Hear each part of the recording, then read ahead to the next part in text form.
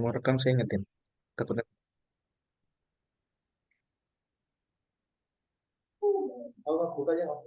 Nggak mungkin bosan.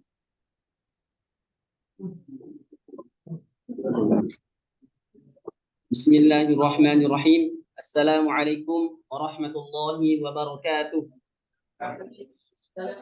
Saya Innal hamdalillah nahmaduhu wa nasta'inuhu wa nastaghfiruh wa na'udzu billahi min shururi anfusina wa min sayyiati a'malina. Man yahdihillahu fala mudilla lahu wa man yudlil fala hadiya lahu. Asyhadu an la ilaha illallah wahdahu la syarika lahu wa asyhadu anna Muhammadan 'abduhu wa rasuluh. La nabiyya wa la rasula ba'dah. Segala puji syukur kita haturkan kepada Allah Subhanahu wa taala yang telah memberikan kita nikmat sehingga alhamdulillah pada satu hari menjelang bulan puasa ini Allah masih berkenan memberikan kita nikmat sehat, nikmat sempat, dan alhamdulillah yang paling penting adalah nikmat iman sehingga kita masih teguh dalam keadaan Islam.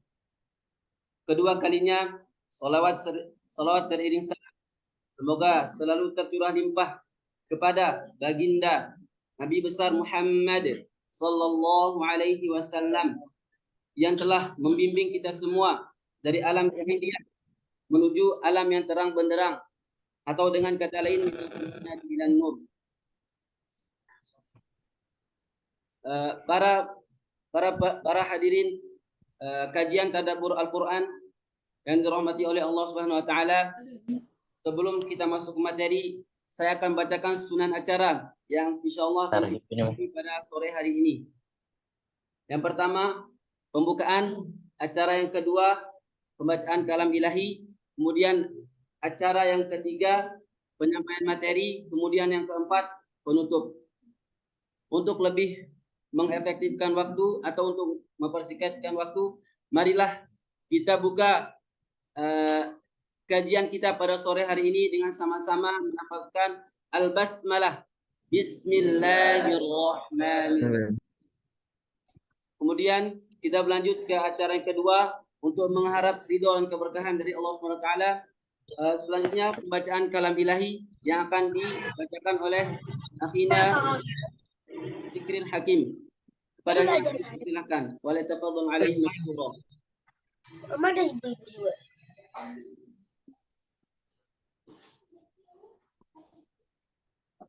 Kayaknya kalau orang Indonesia itu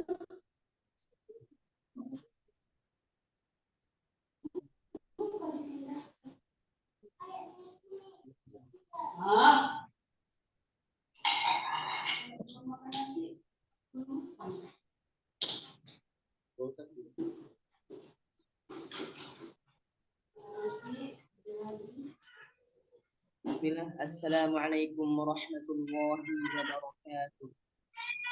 Waalaikumsalam warahmatullahi wabarakatuh. A'udzu billahi minasy syaithanir rajim. Bismillahirrahmanirrahim.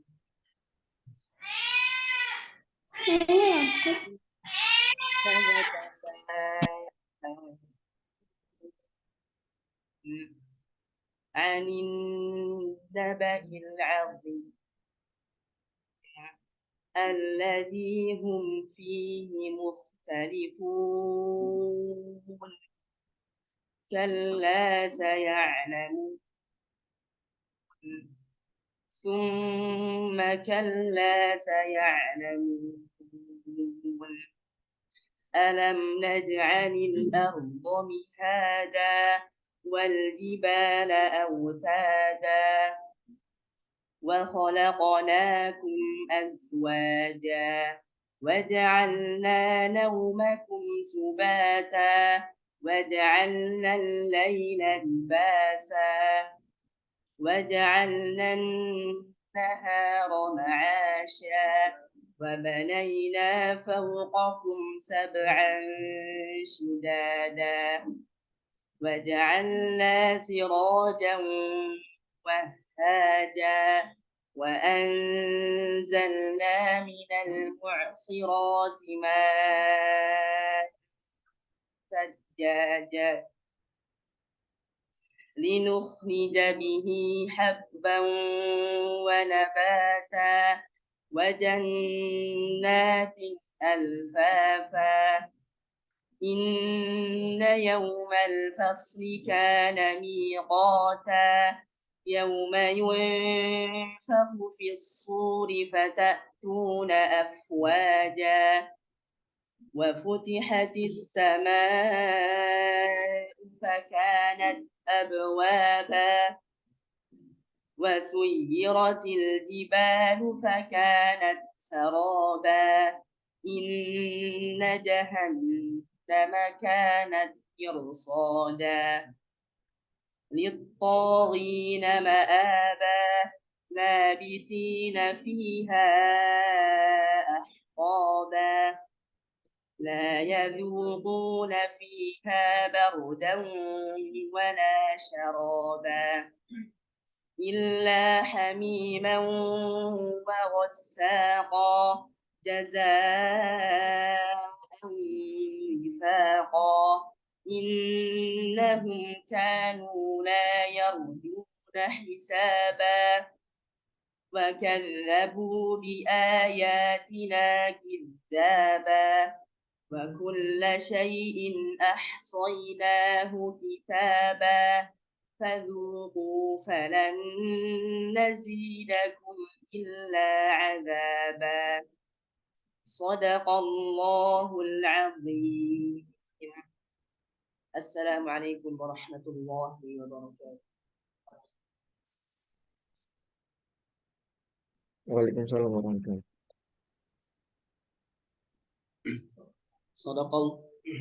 Sadaqallahul azim. Sadaqallahul azim. Sadaqallahul azim. Maha benar Allah dengan segala firman-Nya. Semoga yang membaca dan kita semua yang mendengarkan, Allah Subhanahu wa taala senantiasa memberikan keberkahan dan taufik untuk selalu dekat dengan Al-Qur'an. Selanjutnya kita beranjak ke acara inti kita pada sore hari ini, yakni penyampaian materi yang akan disampaikan oleh Ustadz Nur Fajri Ramadan. Tapi sebelum itu kami ingin menyampaikan biografi dari pemateri kita. Beliau adalah Ketua Yayasan BISA. Kemudian beliau juga seorang anggota Komisi Fatwa MUI DKI Jakarta dan beliau menjabat sebagai Ketua Majelis Tarjih dan Tajdid Muhammadiyah Arab Saudi. Baiklah, untuk mempersingkat waktu kepada Ustadz Nur Fajri, waliyatafadhal alaihi mashkura. Oke, terima kasih banyak. Nanti kita ada sesi tanya jawab nggak? Ini dia. Tadi saya agak kurang dengar di awal. Agak cepat tadi dibacakan susunan. Ada tanya jawab nggak tadi?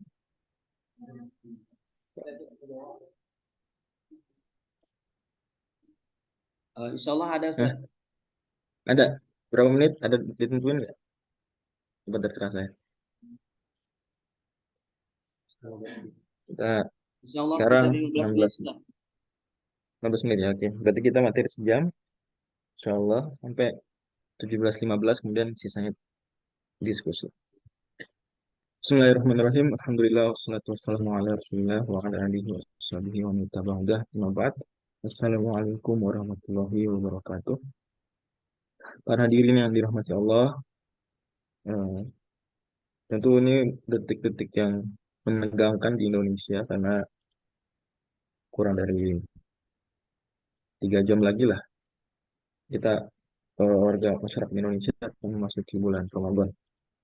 Dan kalau Piala Dunia aja countdown-nya seseru itu, Ramadan nggak akan bisa dibandingkan dengan Piala Dunia. Nggak ada apa-apanya kalau dibandingkan kedahsyatan Ramadan.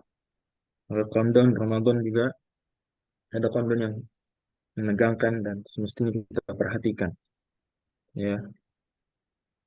Dan adalah sebuah amal yang mulia. Kita sebelum Ramadan masuk bahkan sudah mengawali dengan pengajian tafsir dan tadabbur Al-Quran. Dalam kita dapat beberapa pertemuan, setahu saya 6 pertemuan ya, pertemuan kita akan mengkaji juz 30. Seingat saya kita di apa namanya di Karim sudah pernah juz 29 ya. Kemudian sekarang juz 30. Dan metodenya adalah nanti saya akan perlihatkan di slide atau di layar dari Zoom. Itu terjemah Al-Quran Kementerian Agama. Sembari para hadirin sekalian juga menyimak dan mencatat. Nanti kadang-kadang saya akan menjelaskan sampai level kata, ya kadang-kadang. Tapi itu tidak dominan. Dominannya kita akan sama-sama merenungi kandungan-kandungan yang dikandung oleh eh, kelompok-kelompok ayat dan lebih standar. Jadi mudah-mudahan kita 30 juz ini dapat banyak pelajaran yang kita bisa praktekkan dalam kehidupan sehari-hari. Karena itu yang paling penting dari membaca Al-Quran adalah lihat dabahu ayatihi agar ayatnya ditadabburi. Dan saya sudah berkali-kali sebetulnya menyampaikan tentang langkah-langkah tadabbur. Saya saja dari sisi praktek mungkin masih banyak yang belum begitu ngeh. Karena itu kemudian saya coba bikin serial 30 juz tahun 2000. Kalau rekamannya 2020, 2021 rekamannya. Tapi tulisannya dari 2019. Per juz, 30 pertemuan, 30 tulisan. Saya ringkas. Kemudian tahun 2022 tahun lalu, menjelang Ramadan dibuat juga serial ya, per surat. Ya, per surat ini singkat, kurang lebih 5 menit seingat saya. 5 menit per surat. Dan baik yang per juz ataupun per surat, utuh satu Quran itu sudah bisa para hadirin sekalian nikmati di YouTube. Ya tinggal cari di YouTube, tafsir Ijmali misalnya. Juz 5 nanti keluar. Tafsir Ijmali surat An-Naba dia akan keluar insya Allah. Dan ini bagian dari proyek kita sama-sama yuk kaum muslimin seluruhnya belajar Al-Quran lebih dalam ya. Mungkin sampai titik menafsirkan sedetail-detailnya belum tentu banyak kaum muslimin yang sempat. Makanya saya coba bikin serial-serial yang singkat-singkat seperti itu agar harapannya kaum muslimin yang belum sempat baca buku tafsir dapat mendapatkan makna umum dari setiap juz atau setiap surat dari Al-Quran, nah, untuk kemudian diamalkan dalam kehidupan sehari-hari. Jadi kalau bisa kita jadikan tekad, kita tamatkan terjemah Al-Quran itu sudah luar biasa. 30 juz, siapa di sini yang sudah pernah menyelesaikan baca terjemah Al-Quran 30 juz? Kalau belum, maka jadikan itu target, salah satu target Ramadan kali ini. Dan saat teks Arabnya berkali-kali. Dan itu Alhamdulillah. Tapi, jangannya tuh tapinya ya. Kalau yang pertama nggak apa-apa. Khatam teks Arab berkali-kali sunnah. Bagaimana hadis riwayat Tirmidzi. Nabi ditanya tentang amalan terbaik kata Nabi SAW adalah menghatamkan Quran berkali-kali kemudian balik lagi. Ya, hadis Tirmidzi. Adapun yang tapinya adalah yaitu ketika kita hanya membaca teks Arabnya tapi lupa membaca terjemahnya. Sementara kita tuh satu dari dua kemungkinan. Kemungkinan pertama kita nggak bisa bahasa Arab. Itu minim lah pengetahuan bahasa Arab. Kalau gitu atas dasar apa kita hanya baca teks Arabnya? Kita abai dari baca terjemahnya. Atas dasar apa? Itu Anda masih ada unsur pengabaian terhadap Quran. Yang Allah singgung di surat Al-Furqan.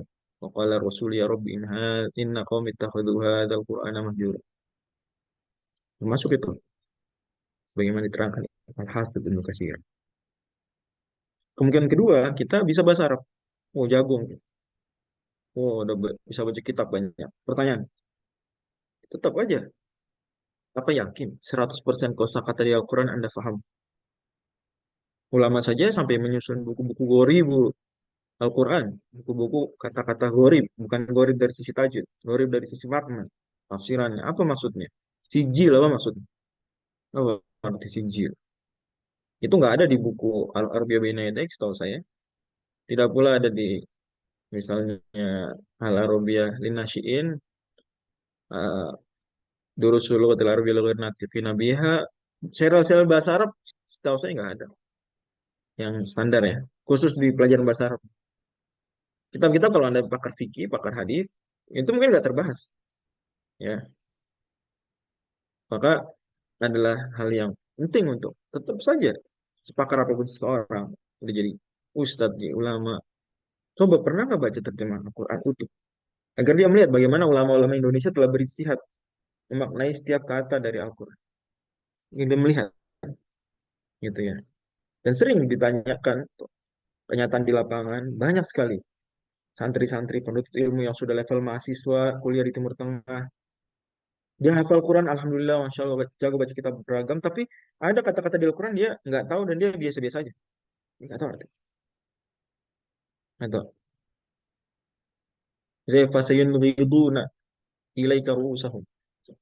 Fasayun ghiduna apa arti fasayun ghiduna? Misal, dan sejenisnya.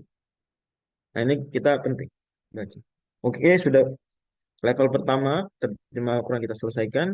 Mungkin naik ke tafsir yang ringkas. Tafsir ringkas banyak, ya. Mulai dari tafsir Jalalain. Setahu saya ada majelis Ramadan, saya share di status WhatsApp saya hari ini, ditulis oleh guru saya, atau acaranya akan diampu oleh guru saya, Kiai Haji Khairul Umam. Ya, beliau mengkaji tafsir Al-Jalalain selama Ramadan. Itu Masya Allah, level berikutnya. Misal. Atau serial-serial sejenis. Oke, untuk kali ini kita bahas juz 30, 6 pertemuan berarti agak santai.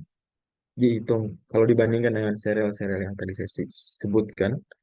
Tapi harapannya meskipun agak santai, penekanan kita lebih kepada penekanan memahami makna dari dan pesan-pesan dari surat tersebut. Dan nanti silakan kalau ada yang mau ditanyakan terkait surat-surat ini, sangat saya persilakan. Surat An-Naba kata tim Kementerian Agama ini waktu itu disusun tahun 70-an, 76 seingat saya. Eh, nanti saya coba cek lagi. Dipimpin oleh role model saya, ya, Tengku Hasbi As-Siddiq. Tengku Hasbi As-Siddiq, penulis tafsir Al-Bayan dan penulis tafsir An-Nur. Beliau nulis tafsir 30 juz 2 kali. Level dasar Al-Bayan dan level tinggi An-Nur. Al-Bayan 1 jilid, An-Nur 4 jilid. Ya. Dan beliau ditunjuk jadi ketua pimpinan terjemahan ini. Oke, kita lihat. Termasuk golongan surat Makkiyah diturunkan surah Al-Ma'arij. An-Naba artinya berita besar. Ya, Naba berita besar. Bahkan di Al-Quran sendiri kata Naba sering ditulis dengan waw akhirnya. Naba. Hamzah tidak ditulis di atas kepala alif, tapi di atas waw. Isyarat besarnya masalah, besarnya berita yang tersebut. Surat ini juga disebut amat asal dan seterusnya. Topik utamanya adalah tentang akidah. Dan ini nyata memang. Karena yang dimaksud dengan berita besar di surat ini adalah hari kiamat dan hari berbangkit. Itu tema bahasa surat ini adalah besarnya berita hari kiamat dan hari berbangkit. Oke, Allah Subhanahu wa taala berfirman di surat ini dengan firman yang oleh tim Kementerian Agama dibagi jadi empat kelompok besar. Empat kelompok besar, kemudian tambah penutup, berarti lima kelompok ayat. Kelompok pertama adalah tentang kuasa Allah menciptakan alam dan nikmat-nikmat yang Dia berikan. Hal bukti-buktinya. Di sini Allah mulai dengan pertanyaan, amma yatasaalun, tentang apa mereka saling bertanya-tanya. Allah jawab sendiri. Berarti pertanyaan retoris. Anin naba'il azim. Tentang berita yang besar. Naba saja sudah berita besar. Allah sifatkan lagi dengan azim. Ya memang sengeri-ngerinya berita ya berita. Kalau besok kiamat misalnya itu ngeri banget. Kalau besok amal kita akan dihitung itu ngeri. Gak ada yang lebih ngeri daripada itu. Kalau kita ngeri hari Sabtu bagi rapat. Ngeri sih, tapi nggak sengeri bagi rapat akhirat. Ini dia. Tapi mereka saling berselisih pendapat. Alladzihum fi mukhtalifun. Untuk pemaknaan hari kiamat dan hari penghitungan amal sebagai berita besar ini salah satu tafsiran dari An-Nabaul Azim. Ada lagi tafsiran lain tentang An-Nabaul Azim di Mengingat majelis kita majelis ringkas, tidak saya singgung. Dan ini penafsiran jumlah sahabat. Ibnu Abbas menafsirkan Nabal Azim juga dengan hari berbangkit. Dengan hari berbangkit. Mereka berbeda pendapat. Kenapa? Ya ada yang percaya, ada yang nggak percaya. Ya, di sini kita paham bahwa ketika sebagian ulama membuat pernyataan, dan ini pernyataan tidak kalau keliru, maksudnya mungkin butuh dirinci. Itu bosnya orang-orang musyrikin Quraisy ini, meskipun ingkar dan menyelisih dalam hal tauhid uluhiyah atau ilahiyah, tapi mereka mengakui tauhid rububiyah. Kita perlu dirinci dari sisi, dan itu kita dapatkan juga rincian itu dari ulama-ulama yang juga mengatakan hal seperti ini. Ya, apa rinciannya bahwa mereka mengakui tauhid rububiyah itu tidak secara utuh, pun tidak secara utuh. Karena di antara konsekuensi tauhid rububiyah adalah bahwa Allah Subhanahu wa taala membangkitkan. Lah mereka nggak percaya hari kebangkitan, maka berarti nggak bisa kita katakan mereka total eh, dengan tanpa catatan ya meyakini tauhid rububiyah. Pun sebagaimana tegas dengan para ulama semisal Syekh Muhammad bin Abdul Wahab bahwa orang yang keliru dalam tauhid uluhiyah pasti juga punya kekeliruan dalam tauhid rububiyah. Seulang lagi kata beliau, orang yang keliru menyimpang dalam tauhid uluhiyah pasti juga menyimpang dalam tauhid rububiyah. Ada penyimpangan. Dinyatakan sendiri oleh Syekh Muhammad bin Abdul Wahab dalam simpangan disampaikan di kitab Ad-Durrul Hasaniyah. Jadi kenapa? Kenapa orang musyrikin Quraisy kok nggak mau bertauhid menyembah Allah semata dalam persembahan ibadah? Oh, karena mereka juga bermasalah dalam pengakuan konsep Allah sebagai Tuhan, sebagai Rob. Ah, tidak heran kita. Oh, pantesan. Mereka bermasalah. Ada yang percaya, ada hari kiamat, ada yang nggak percaya. Tapi kata Allah, kalau saya lamun, sekali-kali mereka akan mengatakan. Allah pertegas lagi semua kalau saya lamun. Kemudian Allah memberikan bukti. Mereka nggak percaya kan ada hari kiamat. Nggak percaya gitu. Ini ya buktinya. Alam naja'alil arda mihada. Bukannya kami telah ciptakan bumi itu mihada. Mihad, ya. Itu hamparan. Di ayat surat Toha Allah sampaikan mahdan. Mirip.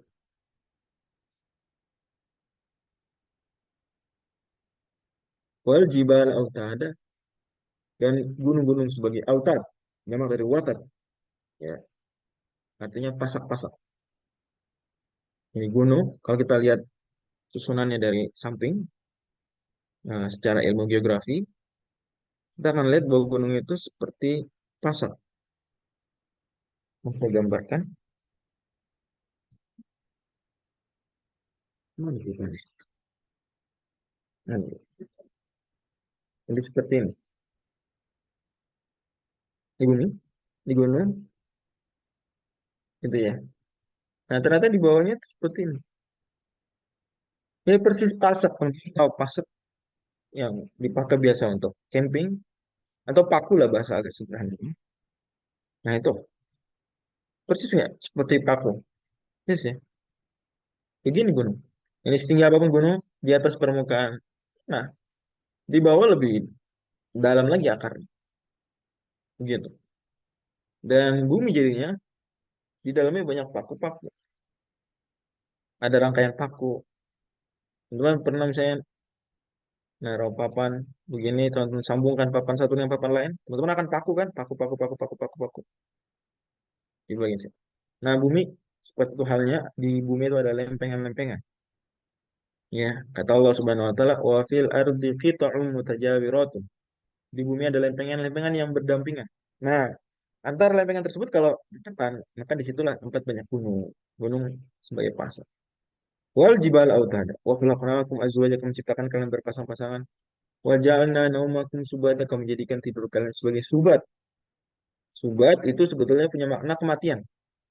Subat punya makna apa? Kematian.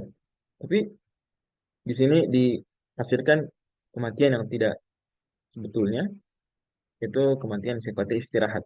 Rohatan. Subat juga punya makna lain, roha. Istirahat. Dan memang tidur itu disebut mati di sebagian hadis, bahkan di sebagian ayat. Allah Subhanahu wa taala firmankan di surat Al-An'am, bahwa ladzi yatawaffakum bilaili. Allah yang mewafatkan kalian di waktu malam. Wa ya'lamu ma jarahtum bin nahar. Kemudian Allah tahu apa yang kalian kerjakan siangnya. Kalau wafat yang pertama itu wafat mati, siang ngapain? Maka paham kita, wa huwa alladzi yatawaffakum bilaili wa ya'lamu ma jarahtum bin nahar. Yani Allah mau tahu, Allah lah yang mewafatkan kalian malam-malam. Ini maksudnya apa? Ditidurkan. Wa ya'lamu ma jarahtum bin nahar. Allah tahu apa yang kalian kerjakan siang hari. Dan ayat sejenis. Surat Ali Imran juga ada. Adapun di hadis, maka seperti doa kita. Doa kita bangun tidur, Alhamdulillahilladzi ahyana ba'dama amatana. Segala puji bagi Allah yang menghidupkan kita setelah kita dimatikan. Padahal tadi kita nggak mati, kita ditidurkan, tapi kita menyebut tidur sebagai mati. Itu subat. Ya, jadi subat punya dua makna. Makna mati, subat, dan makna istirahat. Ini tidur itu. Kalau dan ini nikmat, termasuk tanda Allah. Sini sebutkan tanda-tanda kekuasaan Allah. Salah Allah bilang begini. Ntar akan saya terangkan di akhir. Setelah sudah selesai pertanyaan, ini pertanyaan demi pertanyaan. Bukankah, bukankah, bukankah, dan. Pertanyaan terus. Ini sangat kuat. Kalau teman-teman hadirkan, ya, seolah Allah benar-benar berfirman, bukan seolah-olah ya. Kita benar seperti benar-benar Allah tuh berbicara dengan kita. Dan memang begitu kenyataannya. Itu kita kan sadar kuatnya pesan-pesan. Ya. Dan menjadikan malam sebagai pakaian wajah dan libasa.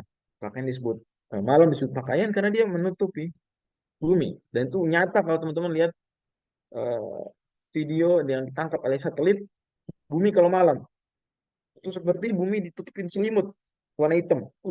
Mantap sekali.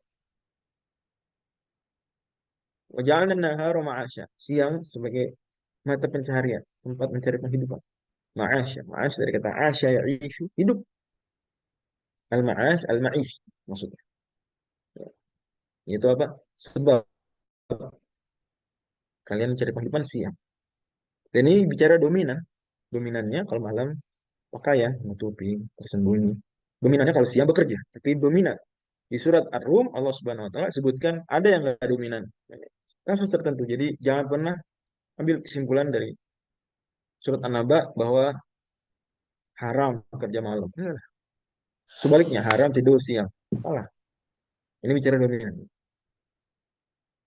Terus Allah bilang, kami bangun di atas kalian. Alaina sabah tujuh benda yang kuat. Ini langit kita paham. Sabaan syida, sabah samawatin dan kami jadikan pelita yang sangat terang. Sirojah wahaja. Kan di sini pakai alif tegak. Ya. Sirojan di surat Al-Ahzab itu pakai alif kecil.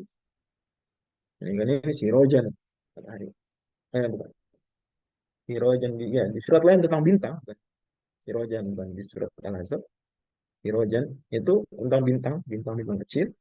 Yang dari pandangan mata kita kecil itu Allah tulis, Allah gambarkan melalui rosum dengan alif kecil. Ini alif yang besar. Matahari pelita yang terang benderang.